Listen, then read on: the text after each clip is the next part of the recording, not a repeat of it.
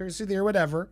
We're all just trying to make, lemonade out of lemons. Oh yeah, she lost this gig, but what can we put out there to distract and make her still seem valuable? Oh, well, she's with Dior. So this was all over the place.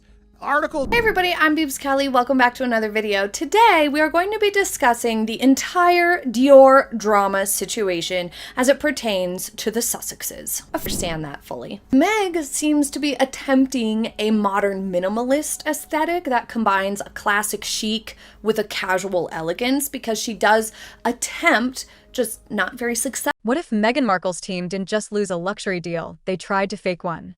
What if the whole Meghan is about to sign with Dior wave you saw splashed across tabloids was never coming from Dior at all, but from people around Meghan trying to keep her looking valuable after another Hollywood door closed? In this video, I'm going to walk you through how that narrative started, why it spread, what really happened in Paris, how Dior responded without saying a single public word, and why luxury fashion quietly decided Meghan Markle is too risky to touch. Markle fatigue is very, very real.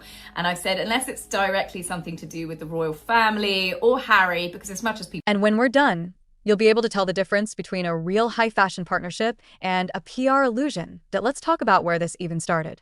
1 minute, multiple outlets were saying Meghan Markle was in talks with Dior. Daily Mail, TMZ, Page 6, New York Post, all pushing some version of the same headline. Meghan Markle is about to land a megabucks deal with Dior. Then, a few days later, silence. Then denial. Then walk back. Charlize Theron or Anna Taylor-Joy. No. Or Johnny Depp, official brand ambassadors for Dior. No, she is not about to do it, despite... Suddenly, insiders were saying, actually, no, there is no deal. There were no contract talks. Dior isn't signing her.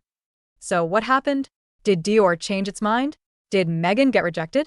Or was this never real in the first place? Here's what makes the most sense. Meghan had lost momentum. Hollywood interest wasn't what her team wanted it to be. The podcast wave had cooled. Netflix wasn't screaming for 5 more projects. The public fatigue was real. So somebody in her camp did what Hollywood camps do when things slow down. They tried to make lemonade out of lemons. If you can't announce a real win, you float the idea of a win. You let the press run with talks. You let fans imagine the outcome. You create the illusion of demand. And what better name to attach her to than Dior? It's old money European, it's royal adjacent, it's the level she wants to be seen at, and it sounds perfect for a Meghan is reinventing herself storyline. But there was a problem. Dior didn't play along, because while the press was happily printing sources say, Dior was sitting in Paris like, sources where luxury houses almost never chase celebrities publicly. They don't need to. Luxury is built on scarcity, not noise. Dior doesn't need Meghan Markle to stay relevant. Meghan Markle, however, very much needed Dior to stay aspirational. That imbalance is important. Now let's go to Paris, because this is where the story turns from PR into pure embarrassment. Paris was buzzing. Fashion Week, cameras, editors, influencers, real brand ambassadors. In the Dior building, everything is scheduled, everything is approved, everyone is known. You don't just drop in on Dior. Even A-listers don't roll up with cameras unannounced. But according to people who were there, Meghan showed up like she was filming a scene, not coming in quietly through the service entrance, not sliding in for a private fitting that was actually on the books. She arrived like a woman who wanted to be seen arriving. She had a team, assistants, a stylist, a man with a camera rig. That right there already breaks the first rule of luxury houses. No filming without clearance. Not even ambassadors do that. For Dior staff, this didn't look like a client arriving. It looked like content. It looked staged. It looked like someone trying to capture B-roll for an upcoming documentary about resilience and reinvention. And here's the key detail.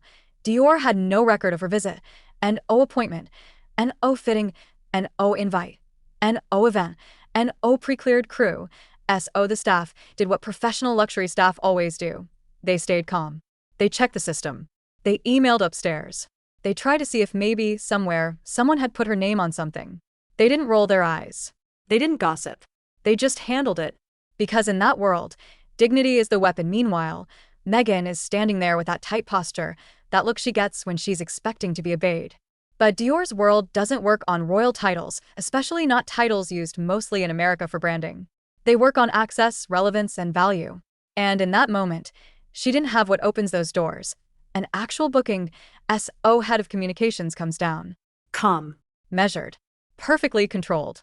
No drama, no raised voice, and basically delivers the most devastating message in fashion. We don't have you on today's schedule. That's IT'd, and oh fight, and oh scene, and oh, do you know who this is?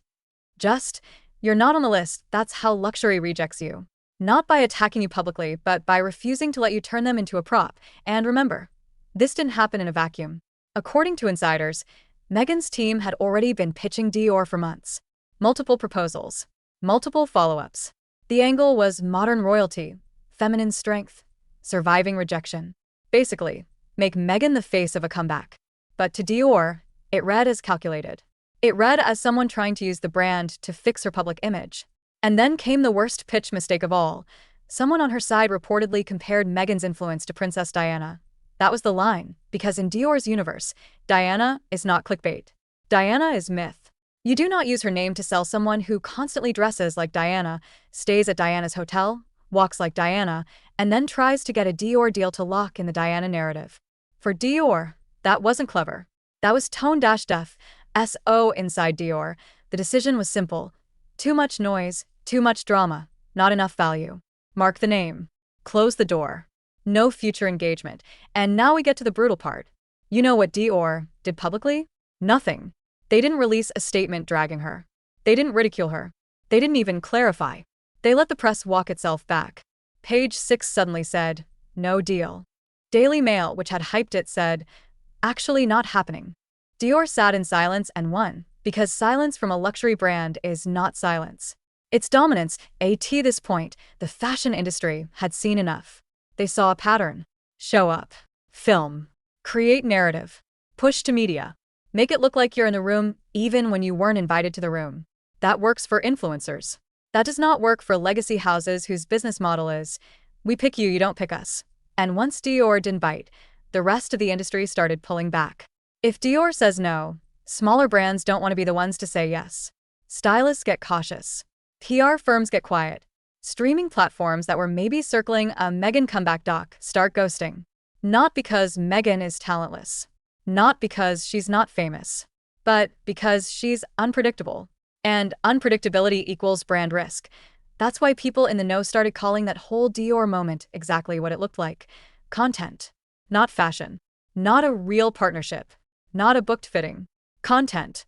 Footage for a Doors That Close documentary about how Meghan bravely faces rejection.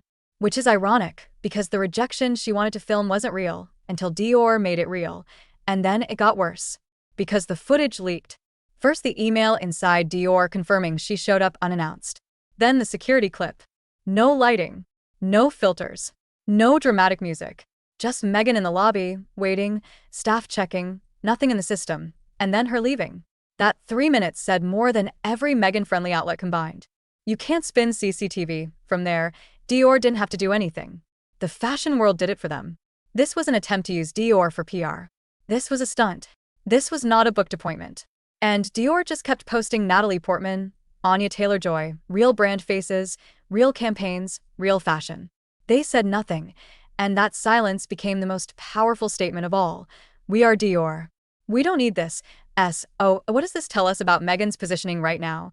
It tells us she's still chasing the top tier of validation, but the top tier doesn't want to be used in someone else's rebrand. IT tells us that trying to force a luxury storyline when the luxury house hasn't approved it will always backfire.